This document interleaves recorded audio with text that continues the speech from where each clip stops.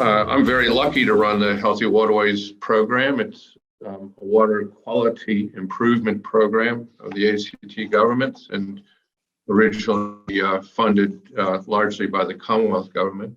And it's been going since 2014, but we're currently in transition, both in terms of funding, so the source of the funding and the size of the funding, but probably more importantly in terms of the focus. Just to review what the problems are that we're trying to solve. In our urban lakes and ponds, we have fairly awful water quality at certain times. So in Lake Tuggenon is probably our worst case. It's closed for about 3 months of the year due to blue-green algal blooms. Lake Burley-Griffin isn't immune from that. Water quality in Lake Burley-Griffin has actually been improving slightly year on year for about the last decade. But then last year it took a dive and we ended up with some algal blooms, probably because of the large rainfall. And which, sort of emphasizes it's on the cusp of either good or poor water quality. And our ponds, our smaller ponds, which are dotted around Canberra, can also have poor water quality, particularly if you look at the one on the left there, Gordon Pond. The one on the right, Yerby, is an interesting case. It's arguable whether it's good or poor water quality. It's clearly enriched. There's a lot of ribbon weed and there's a lot of filamentous algae sitting on top of that.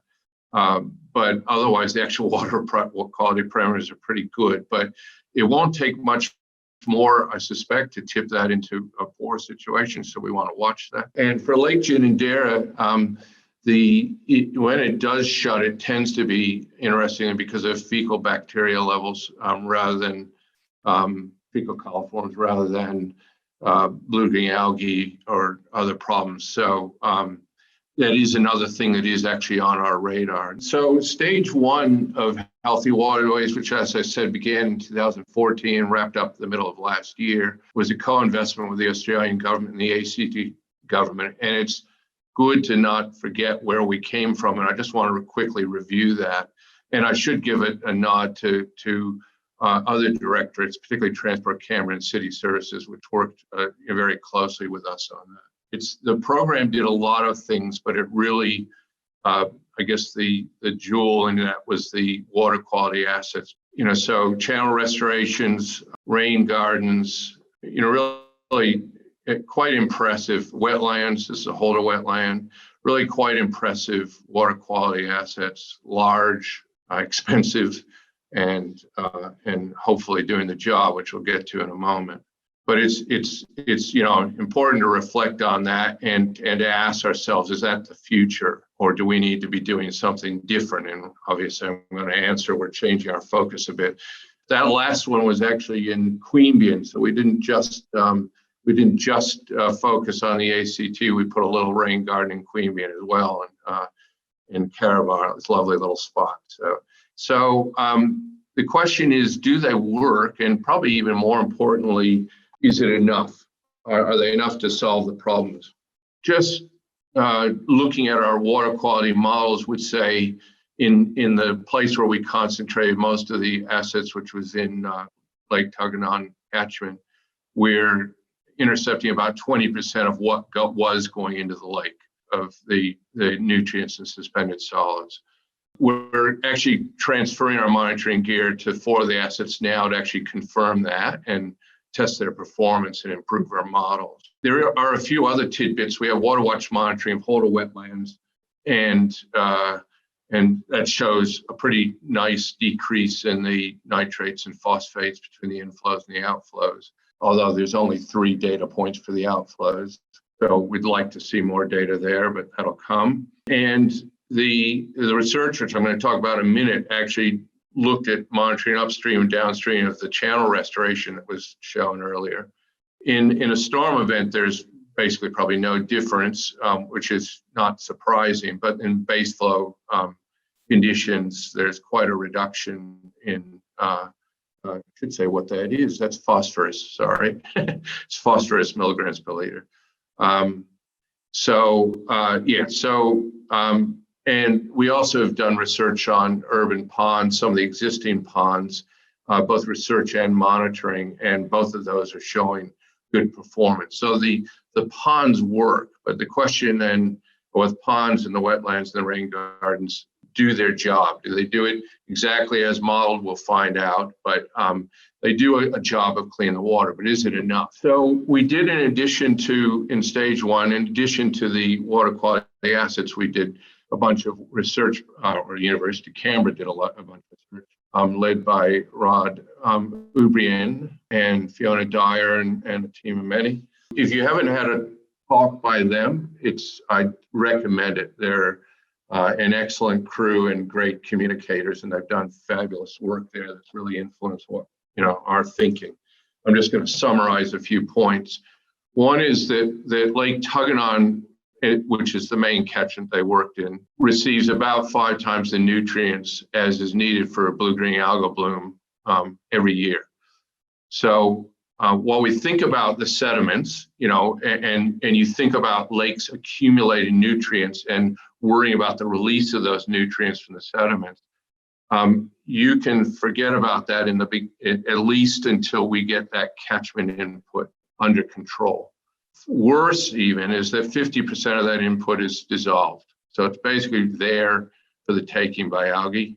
They began to look at where the nutrient pollution is coming from, and it appears to be diffuse. It seems to be coming from across the catchment. Sports fields were a detectable point source, and we're not sure yet whether they're predominant source. Their report felt probably not, but we don't have, they know that we don't have the data yet to really confirm that. So it's the subject of ongoing research. They had an honors student, and I recommend you reading the thesis. Joseph Connolly did a great job. So we started to look at where is it coming from. He started to look at where is it coming from. So he sampled a bunch of urban surfaces. If you can't see the 3 on the right, or particularly the 2 on the right, there's sports fields and verge and outdoor area. But sports fields and verge are well above the drainage coming off of sports fields and verge is well above that in concentration of all the other surfaces he looked at, which included roofs and bike paths and car parks and roads and stuff. And the majority of the phosphorus is in particulate form. So remember, that's in contrast to what we're seeing in the stormwater, which is 50% dissolved. So why is that so? Is the reason that these dissolved sources are actually predominating the load that is in the stormwater, or is that particulate phosphorus being transformed into dissolved phosphorus somewhere in the system? And that is the $3 million question, and we're looking into that in further research. So what are the implications, and why has this changed our focus? So one is because there's excessive phosphorus entering the Lake Tuggeranong from its catchment, and a lot of it's coming as dissolved forms. That magnitude means that we can't just rely on those big water quality assets. And the reason is that some of the polluted water goes around them. So if you take this pond, for instance, the stormwater channel that the water comes from is on the right. The pond's on an elevated bit of ground to the left. So we cut into that stormwater channel well up past the trees at the top of the slide to get that water.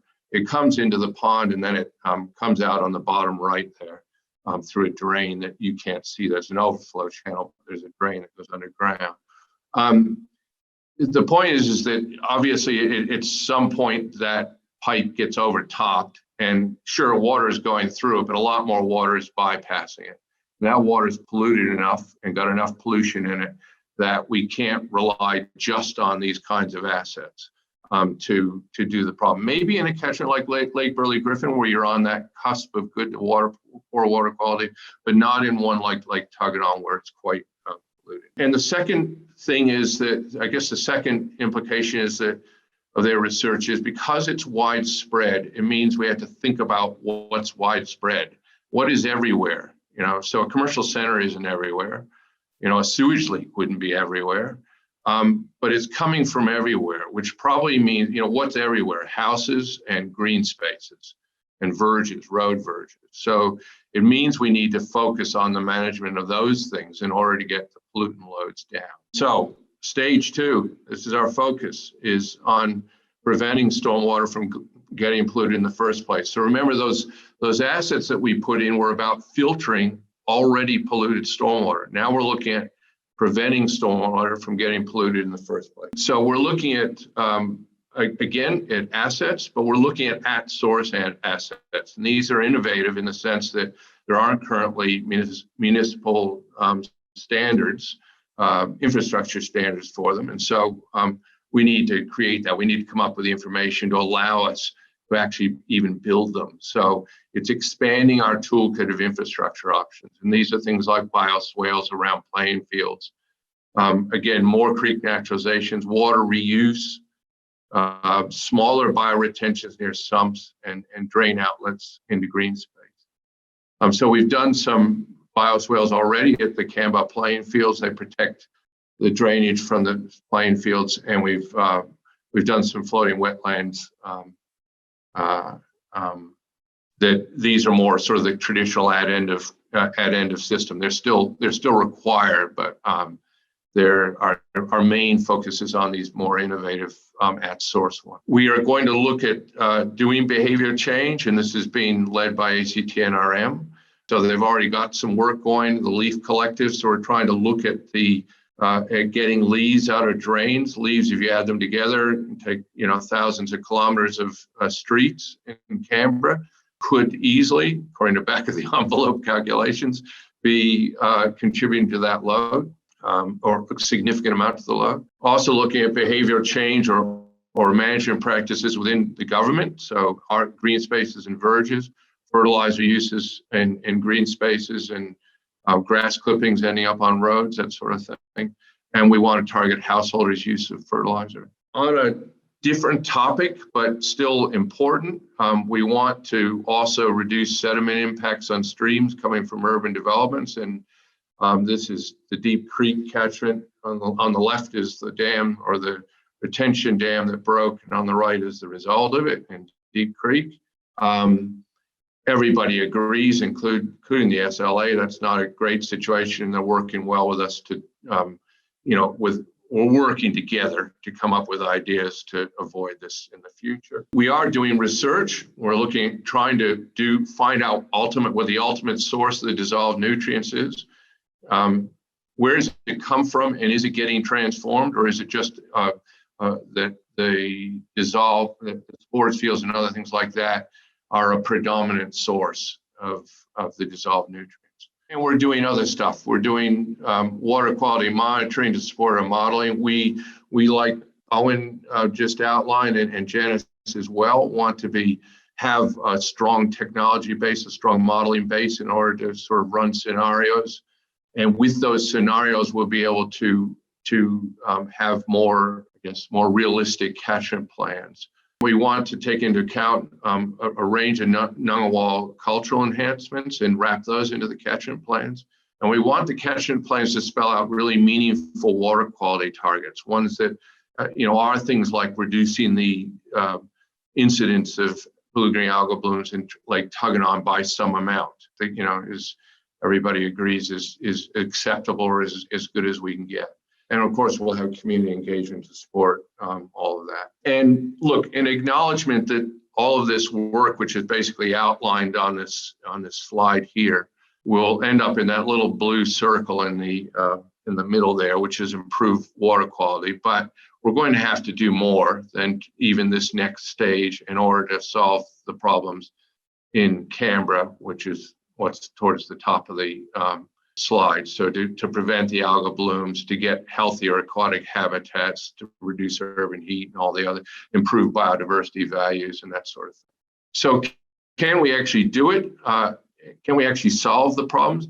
It's hard to extrapolate from other lakes, but I remind everybody there's some brilliant examples. Right north of where I grew up is Lake Erie, and that was declared dead when I was, I think, in my teens or early 20s. That's now not dead. It's been cleaned up. Mind you, that was mostly point sources, but still, there was a very big lake and a very big problem to solve. So I believe that we can do it, but until we actually have those catchment models and have a better understanding, I won't know for each particular lake or pond what its future looks like. So that's what we're working towards. We are doing a little bit of work in rural, less than in urban, but we're looking at sediment impacts on streams coming from fires and also potentially historically from agricultural activities.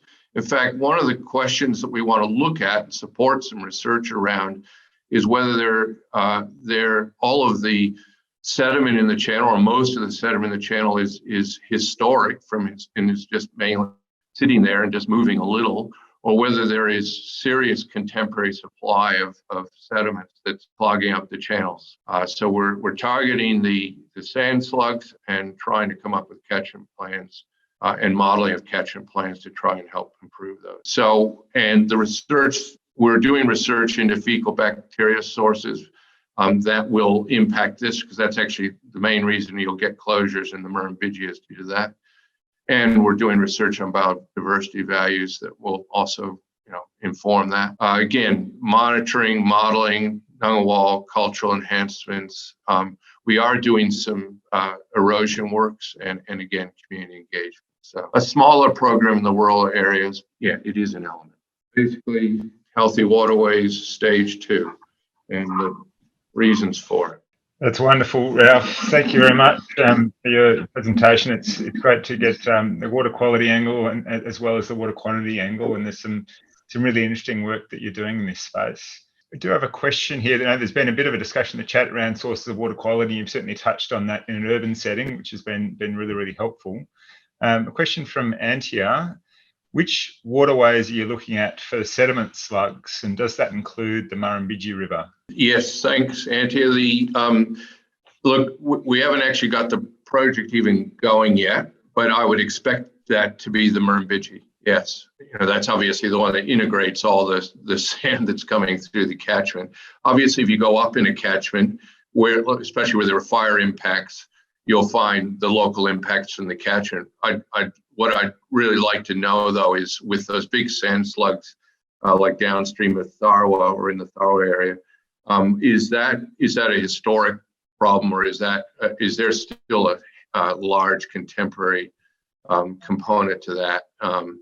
And so, yeah, that's what we'll be looking at from the research perspective. From the monitoring and catchment erosion perspective, we're looking at the Paddy's River catchment, just one. Oh, sorry, we did do a bit in the Lower Cotter already, but future work will be focusing on Paddy's River. Brilliant. Thanks for that, Ralph. And I know Antti is doing a lot of great work upstream, looking at revegetating areas along the riparian zones and protecting from sediment infiltration of the catchment. So I know she's got some particular interest there. I've got a question from Andy Lowe's in the chat here as well. Do we know much about the species of algae in the lakes in terms of whether they're nitrogen or phosphorus limited, or can fix the nitrogen from the atmosphere? Yeah, so the researchers did look at that, and I encourage you to look at their reports if you're interested. They did look at the species composition, and they also looked at the EU versus N limiting, and their view, at least in Lake Tuggeranong, was that they be limited. They get N limited towards the end of the bloom, but that's when they're already at enormous bloom concentrations, and then they're just basically limited. Period. But the limiting factor appears to be phosphorus in Lake Tuggeranong. It may not be everywhere, and I assume it's because I assume that they're predominating because they can fix nitrogen, or that's one of their advantages. Yeah. Wonderful, and perhaps we might be able to link that report to the chat later on, perhaps over morning tea, if that's possible. Okay. I've got one question, Ralph, around obviously there's a number of assets that you're putting in, and potentially a whole number of other assets you're looking to do in future. What is thinking around the operation and maintenance aspects of these assets? Obviously, If you've got a large number of small assets, presumably there's those sorts of considerations you'll need to factor in. How does that factor in your planning? Yeah, so that's thanks for that, and that's very true, and it's sort of well known or well thought that as the size of the asset goes down, the maintenance cost goes up per kilogram of pollution control. So you would think that more small assets is not as good an idea, and that may well be true. I guess I've turned the question around, not to optimize and say, if I was to optimize it, I would always build large assets. But as I tried to point out, you're not going to solve the problem by large assets in the bottom of the system. You're not going to put the large assets in the top of the system because they won't get enough flow and pollution coming into them, so they're inefficient there. So I've turned around to say, what do we need to do to solve the problem, and what will this cost? And the cost does include life cycle costs. So that's why when I say we're improving the toolkit, we're expanding the toolkit, we're not doing this blindly.